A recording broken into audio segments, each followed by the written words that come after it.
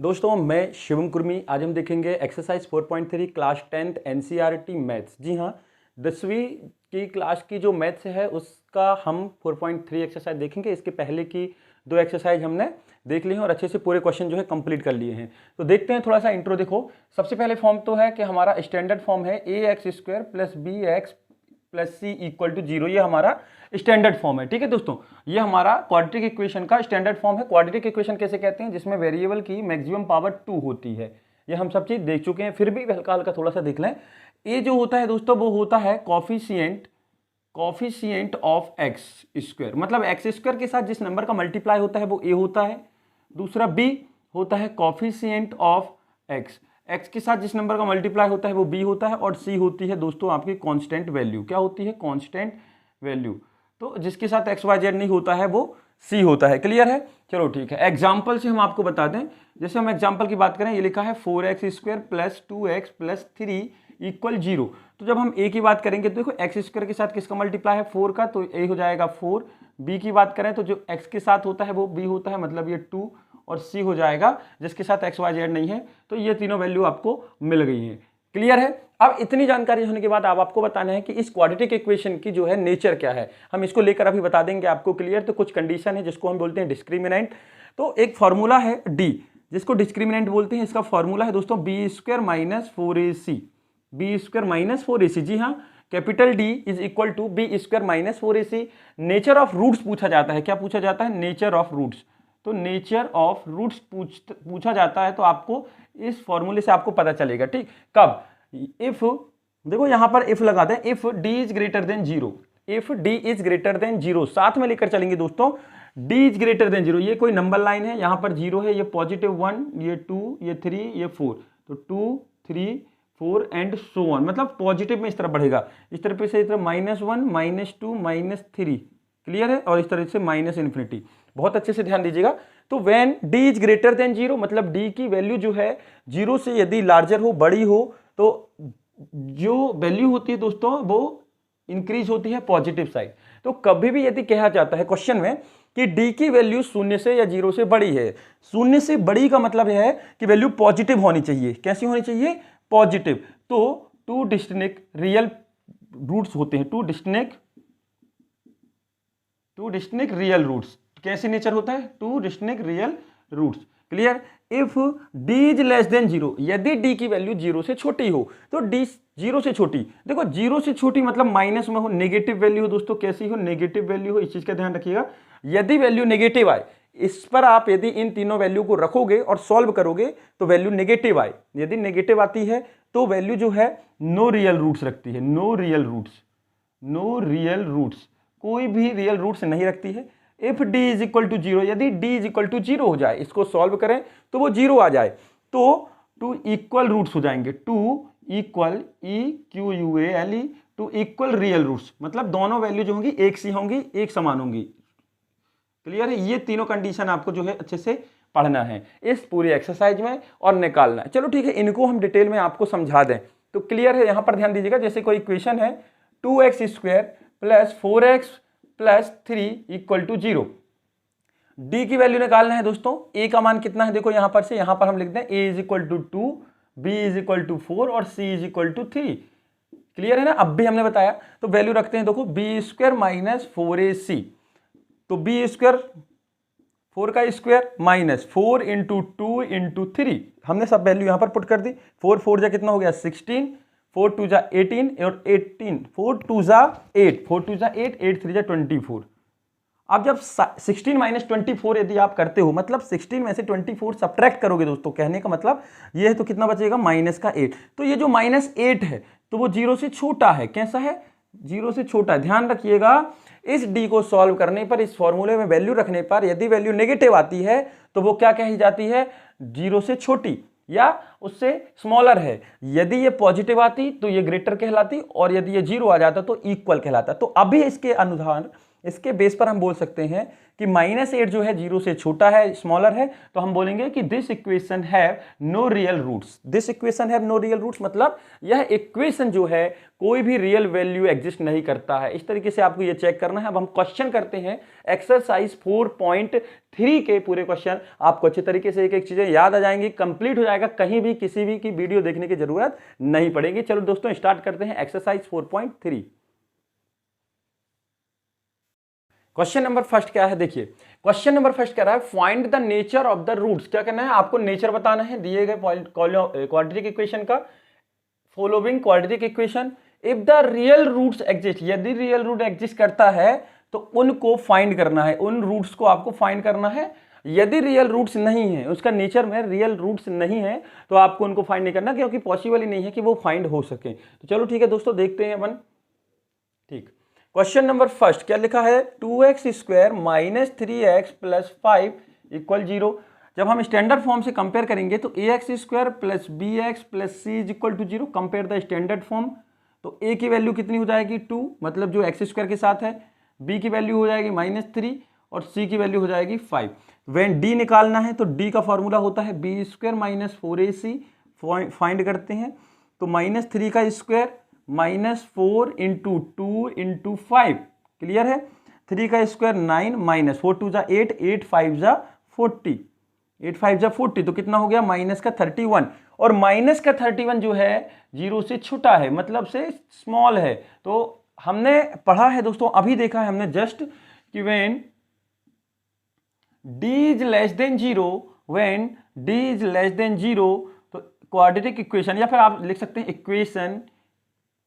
Equation have no real roots. Equation have no real roots मतलब कोई भी real roots नहीं रखेगा।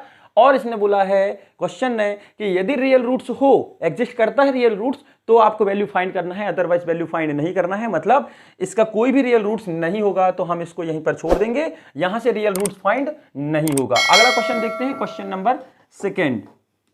इतना तो क्लियर है दोस्तों, आगे बढ़ते हैं। यदि कोई भी प्रॉब्लम आती है तो आप जरूर बताएं। क्वेश्चन नंबर सेकेंड है 3x square minus 4 root 3x plus 4 equal 0।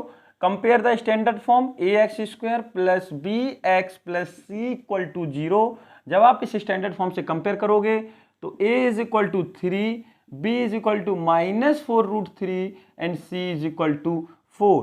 तो d का फॉर्मूला होता है b square minus 4ac, clear. तो d b square minus 4 root 3 का whole square -4 into 3 into 4, clear. तो -4 का स्क्वायर हो गया 16 और रूट 3 का स्क्वायर हो गया ओनली 3। कभी भी किसी रूट वाले नंबर का, जैसे रूट वाले नंबर पर स्क्वायर होता है तो रूट ऑटोमेटिक हट जाता है, ओनली वह नंबर बचता है, ठीक। तो रूट 3 का स्क्वायर 3 -4 4 जा 16, 16 इंटू 3, क्लियर है। तो ये हो गया 48 माइनस 48 इक्वल टू 0। तो हमने ये कंडीशन भी पढ़ी है कि ये जो वैल्यू 0 बरा when d is equal to 0, भाई d की वैल्यू कितनी आ गई 0, 48 माइनस 48 मतलब 0। When d is equal to 0, तो इक्वेशन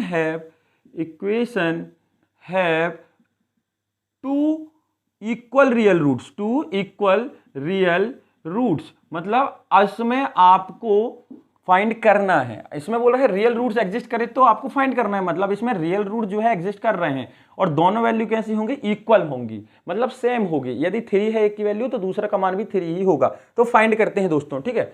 अब फाइंड करने के लिए अपने पास दो रास्ते हैं, या तो फैक्टराइजेशन मेथड आप यूज कर सकते हो या फॉर्मूला मेथड। तो हम फॉर्मूला मेथड यहां पर यूज करेंगे। तो बहुत अच्छे से गौर कर देखिएगा। ये देखो क्या है, हमारा इक्वेशन है 3x square minus 4 root 3 into X plus 4 equal to 0, clear है। अब ए बी सी तो अपन को मालूम है, सीधी सी बात है। अपना फॉर्मूला होता है दोस्तों x is equal to minus B plus minus under root B square minus 4ac upon 2a। तो माइनस और b की वैल्यू हमने अभी निकाल, देखो लिखी थी -4 रूट 3, तो -4 root 3 plus minus under root, अच्छा बी स्क्वायर माइनस 4ac आपको रखने की जरूरत नहीं है, आप डायरेक्ट रखिए। क्यों? क्योंकि बी स्क्वायर माइनस 4ac की वैल्यू कितनी आई है 0, कितनी आई है 0। तो आप यहां पर 0 रख सकते हैं, क्लियर है। यहां पर अपॉन 2a मतलब 2 इंटू 3 तो 6 हो जाएगा मित्रों।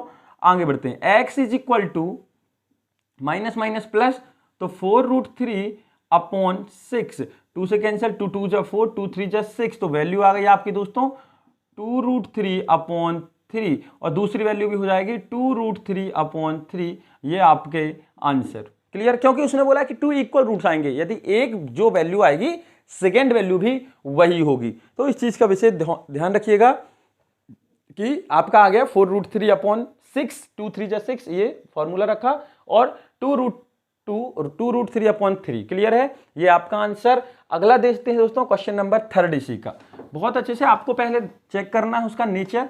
यदि क्वेश्चन में नेचर बस पूछा जाता है पेपर में तो आपको सिर्फ नेचर बस बताना है। यदि बोलता है नेचर यदि एग्जिस्ट करता है रियल में तो आप वैल्यू फाइंड करिए, तो आपको वैल्यू फाइंड करना है। ठीक, अगला है इसका क्वेश्चन कह रहा है 3 का कि 2x² - 6x + 3 = 0।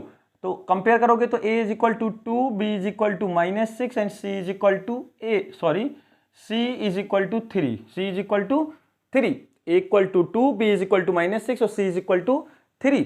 तो d = हो जाएगा b² - 4ac। तो d = b² - 6 का स्क्वायर - 4 × 2 × 3, -6 का स्क्वायर 36 और ये हो गया 4 2 जा 8 और ये हो गया 24। मल्टीप्लाई कर लीजिए, 4 2 जा 8, 8 3 जा 24, सब्ट्रैक्ट करिए, 6 - 4 = 2 और 3 - 2 = 10। तो ये जो वैल्यू है वो देखो 0 से लार्जर है, बड़ी है, क्योंकि इनको कैलकुलेट करने पर हमारा कितना आया 12। कितना आया दोस्तों 12, क्लियर है ना। तो हमें ये भी मालूम है, इसके बारे में भी हमें बहुत अच्छे से जानकारी है कि when d is greater than 0 then equation have two distinct value, two distinct real roots। तो क्या कह रहा है कि 2 डिस्टिंक्ट रियल रूट मतलब 2 वैल्यू आएंगी और दोनों वैल्यू अलग अलग होंगी और रूट्स जो है रियल रूट्स एग्जिस्ट कर रहे हैं, मतलब वो वैल्यू हमें फाइंड करनी पड़ेगी। तो आपको हमेशा ध्यान रखना है कि सिर्फ नो रियल रूट्स, अर्थात यदि डी की वैल्यू नेगेटिव आती है, माइनस में आती है, तो आपको वैल्यू फाइंड नहीं करना है, बाकी दोनों कंडीशन पर आपको वैल्यू फाइंड करना है। करते हैं, तो इक्वेशन है 2x² - 6x + 3 = 0।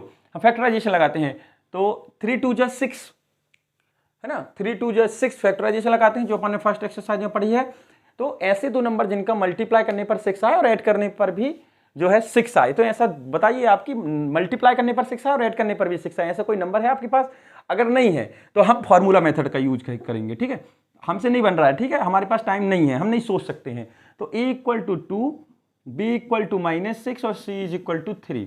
फॉर्मूला होता है x = -b + √b² - 4ac/2a। x = -6, b की वैल्यू -6 में है और फॉर्मूले में पहले से माइनस है, प्लस माइनस √b² - 4ac। आपने ये वैल्यू निकाली है, कितनी है 24। कितनी है दोस्तों, यहां पर देखिएगा ये 12 है। कितनी है 12 भाई, b² - 4ac ही तो निकाला था आपने, तो 12 रख दीजिए डायरेक्ट। ठीक है, तो 12 अपन ने रख दिया अपॉन 2 × 2। x = -, अच्छा अब 12 को कैसे लिख सकते हैं 2 × 2 × 3। ठीक है, 2 2 जा 4, 4 3 जा 12। ठीक है ना भाई, 2 2 जा 4, 4 3 जा 12। आप चाहो तो इस तरीके से इसको फैक्टराइज कर सकते हो। देखो 12 को तोड़ना है, फैक्टराइज 2 6 जा 2 3 जा और 3 1 जा 2 2 × 2 × 3 आपने लिख लिया। ठीक है, 2 2 का पेयर बनेगा तो आप बाहर निकाल लीजिएगा, 2 2 का पेयर बनेगा तो आप बाहर निकालेंगे। तो x = 6 ± 2√3। कितना 2√3/4। भाई 2 2 का पेयर बनता है तो रूट के बाहर आ जाता है। तो अब यहां से देखो फिर से 2 कॉमन आ जाएगा, तो यहां जाएगा 2 कॉमन, तो यहां बचा 3 ± √3। क्लियर है भाई। यहां से ये जो 6 दिख रहा है इसको हम क्या लिख सकते हैं, यहां पर हम लिख सकते हैं इसको 2 × 3, तो 2 कॉमन आ गया और 2 यहां भी है तो ओनली 3 बचा अपॉन 4। 2 से कैंसिल, 2 2 जा 4, तो कितना बचा 3 ± √3/2। तो एक बार जब प्लस साइन लेंगे ओनली तो ये आ जाएगा 3 + √3/2। एक बार जब माइनस साइन लेंगे तो x = 3 - √3/2। ये आपके आंसर, ये आपके 2 डिस्टिंक्ट रियल रूट्स आ गए हैं, दोनों वैल्यू अलग अलग हैं। तो ये रहे आपके क्वेश्चन नंबर 1 के तीनों सॉल्यूशन। आगे बढ़ते हैं, इसके बाद जो हमें करना है क्वेश्चन नंबर 2।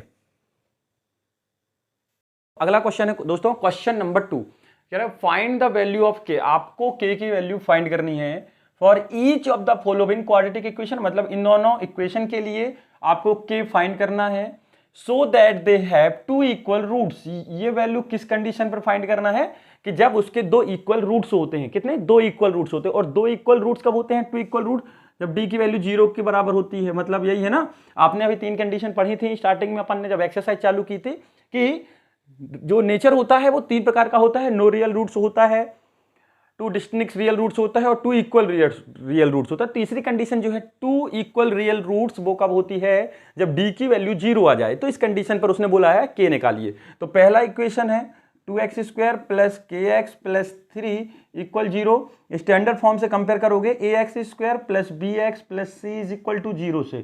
ठीक है, इससे कंपेयर करेंगे तो a इज इक्वल टू हो जाएगा 2, b इज इक्वल टू हो जाएगा k और c इज इक्वल टू हो जाएगा 3। अब कह रहा है if equation have 2 equal roots, 2 equal roots, equation have 2 equal roots. तो जब ये 2 इक्वल रूट्स रखता है तो उसकी कंडीशन क्या कहती है? देखिएगा, उसकी कंडीशन कहती है कि d इज इक्वल टू 0। तो d की वैल्यू फॉर्मूला होता है b² minus 4ac is equal to 0।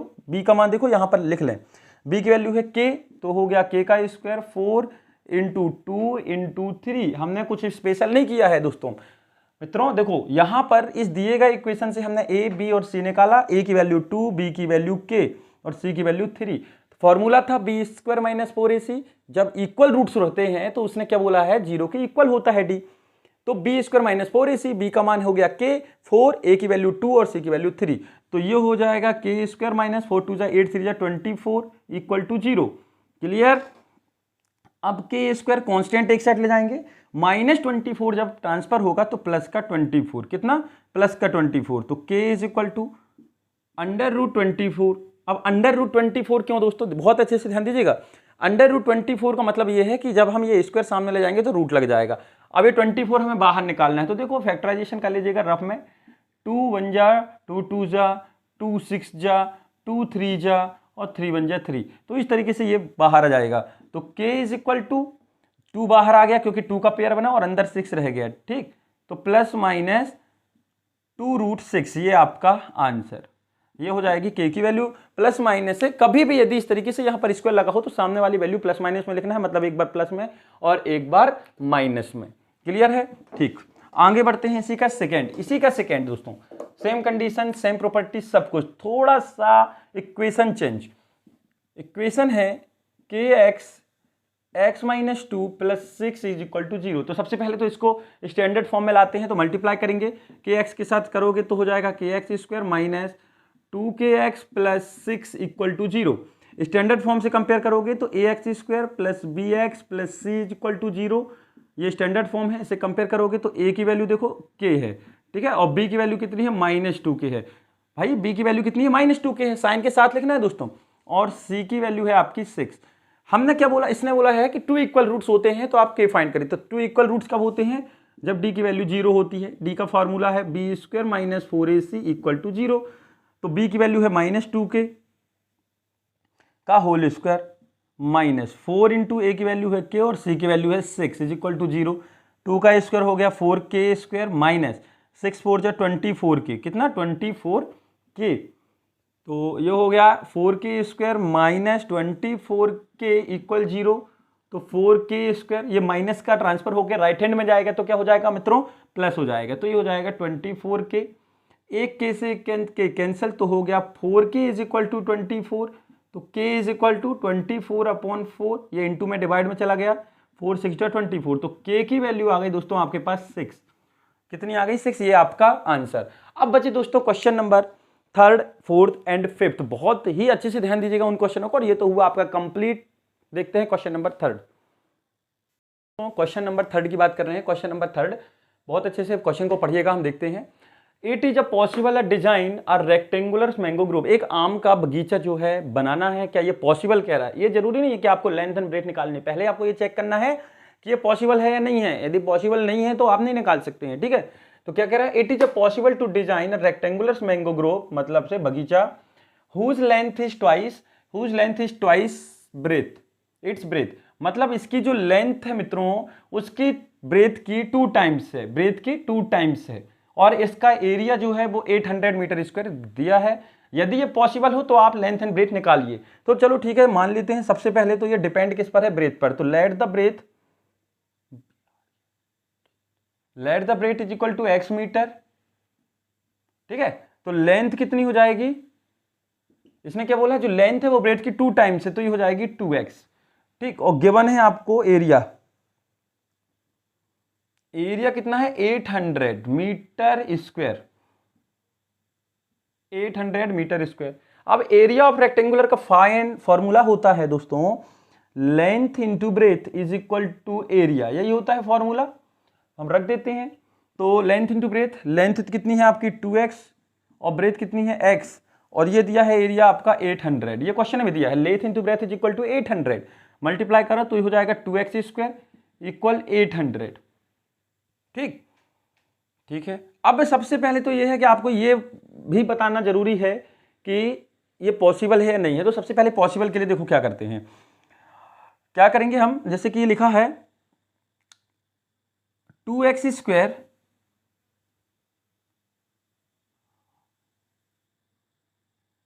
Plus 0 into x minus 800, ठीक है। कितना लिखा है ये 2x square is equal to 800, मतलब से 2x square plus 0 into x minus 800। तो a कितना हो गया इसमें 2, b कितना हो गया 0, हमने 0 इसलिए लिख दिया क्योंकि ये वाली टर्म नहीं है, लेकिन हमें स्टैंडर्ड फॉर्म में बदलने के लिए जो है ax square bx plus c जो है इसमें बदलने के लिए ये वाली टर्म चाहिए, तभी आप b लिख पाएंगे। तो हमने यहाँ 0 लिख दिया, तो b 0 हो गया और c हो गया आपका माइनस 800। तो d का फॉर्मूला होता है B square minus 4ac, D is equal to B square minus 4ac, value रख दीजिए आप, ठीक है। तो वैल्यू रखते हैं दोस्तों, करके देखते हैं। D is equal to B square मतलब 0 माइनस 4, ए की वैल्यू 2 और सी की वैल्यू माइनस 800, क्लियर। तो 0 का स्क्वायर तो भाई 0 है और माइनस माइनस प्लस, 4 2 जा 8, 8 8 जा 64, तो 6400। तो ये जो 6400 है ये 0 से क्या है, ग्रेटर देन है भाई, 6400 इज ग्रेटर देन 0। कंडीशन कौन सी लग गई, d इज ग्रेटर देन 0, और d इज ग्रेटर देन 0 मतलब से 2 distinct real root, 2 distinct real roots, यही पढ़ा है अभी अपन ने। मतलब हम इसमें वैल्यू जो है फाइंड कर सकते हैं, मतलब ये जो कंडीशन दी है ये पॉसिबल है, ये क्या है, कंडीशन पॉसिबल है। आपको पहले ये चेक करना है कि कंडीशन पॉसिबल है या नहीं है। पॉसिबल है क्यों, क्योंकि उसके रियल रूट जो है एग्जिस्ट कर रहे हैं। अब हम इसको निकालते हैं। तो हमारे पास ये इक्वेशन आई थी, इसको नाम दे दो 1, तो ये हो गया 2x square is equal to 800, तो x square is equal to 800 upon 2, 2 से कैंसिल, 2 4 जा 00, तो x square is equal to 400, तो x is equal to under root 400 दोस्तों, अंडर रूट 400। तो ये 400 जो है किसका स्क्वायर रूट है 200 का, तो x is equal to 20, only 20 का। ये जो 400 दिख रहा है कि ये किसका स्क्वायर रूट है 20 का, तो x is equal to 20 and, हाँ ब्रेथ कहाँ गई, ये लेंथ आ जाएगी 2x, मतलब 2x मतलब से 2 इंटू 20 इज इक्वल टू 40। तो आपके आंसर आ जाएंगे दोस्तों 20 metres and 40 metres, 20 metre and 40 metre, ये आपके आंसर। ये रहा आपका क्वेश्चन नंबर 3। देखते हैं क्वेश्चन नंबर 4। क्वेश्चन है दोस्तों क्वेश्चन नंबर 4, बहुत अच्छे से, बहुत ही आईएमपी क्वेश्चन है। Is the following situation possible, कह रहा है नीचे दी गई कंडीशन जो है, जो सिचुएशन है वो पॉसिबल है क्या, इफ सो यदि है तो डिटरमाइन द परसेंटेज, यदि ये दी गई नीचे जो कंडीशन या सिचुएशन यदि पॉसिबल है तो उनकी परसेंटेज आपको फाइंड करनी है। अब सिचुएशन क्या है वो देखिए, the sum of the ages of 2 friends is 20 year, 2 friend हैं उनकी एज का सम 20 ईयर से, 2 फ्रेंड है, कोई भी 2 फ्रेंड हो उनकी यदि आप परसेंटेज ऐड करते हैं तो 20 आता है, कितना आता है 20, ये पहली condition. 4 years ago the product of the age is 48, 4 साल पहले उनकी एज का मल्टीप्लाई करने पर 48 आएगा। तो देखते हैं, सबसे पहले तो एज मान लो, लेट द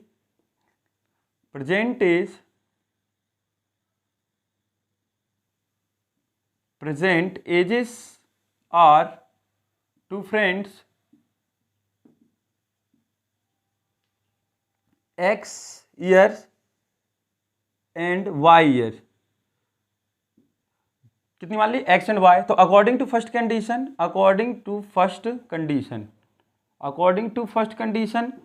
क्या कह रहा है, इन दोनों का सम 20 है, तो x plus y is equal to 20।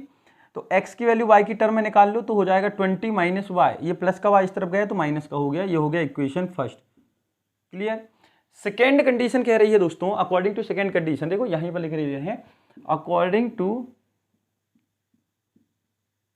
Second condition क्या कह रहा है कि 4 साल पहले से 4 years ago, तो पहले इन दोनों की एज जो है 4 साल पहले इन दोनों की एज का जो प्रोडक्ट है वो 48, तो 4 साल पहले एक की एज रही होगी x माइनस 4 और दूसरे की y माइनस 4, और इन दोनों का प्रोडक्ट करोगे तो कितना आएगा 48। क्लियर है भाई, 4 साल पहले x माइनस 4 और दूसरे की y माइनस 4, x की वैल्यू कितनी y की टर्म में लिख लूँ तो 20 माइनस वाई माइनस 4, भाई यही लिखा है ना, x की जगह हमने लिख दिया 20 माइनस वाई माइनस 4 और ये y माइनस 4 इक्वल 48। तो 20 में से 4 गए तो हो गया 16 माइनस वाई, ये सब्ट्रैक्ट हो गया, 20 minus 4 is equal to 16 minus y और ये हो गया y माइनस 4 इक्वल 48। अब हम क्या करेंगे, इसका मल्टीप्लाई, मतलब 16 का इन दोनों नंबर के साथ मल्टीप्लाई करते हैं हम दोस्तों पहले, तो ये हो जाएगा 16y, ये हो गया आपका 16y, फिर 16 का माइनस 4 के साथ हो जाएगा तो 16 4 जा 64 माइनस का 64। ठीक है, अब माइनस वाई का वाई के साथ करोगे तो हो जाएगा माइनस का वाई स्क्वायर और minus minus plus 4y equal 48। अभी इनको सॉल्व करते हैं। ठीक है, 16y और 4y 20y minus 64 minus y square equal to 48। देखो चूंकि ये माइनस वाई स्क्वायर वाली टर्म लेफ्ट हैंड में है तो हम पूरी की पूरी टर्म उठा के राइट हैंड में ले जाएंगे ताकि ये पूरा का जो है पॉजिटिव हो जाए। तो ये इस तरफ गया तो हो गया प्लस का वाई स्क्वायर, ये हो गया माइनस का 20y, ये प्लस का 64 और ये पहले से 48 था। क्लियर, तो ये हो गया वाई स्क्वायर माइनस 20y, ये दोनों ऐड हो जाएंगे प्लस 8 4 12 6 4 10 और 1 11 इक्वल टू 0।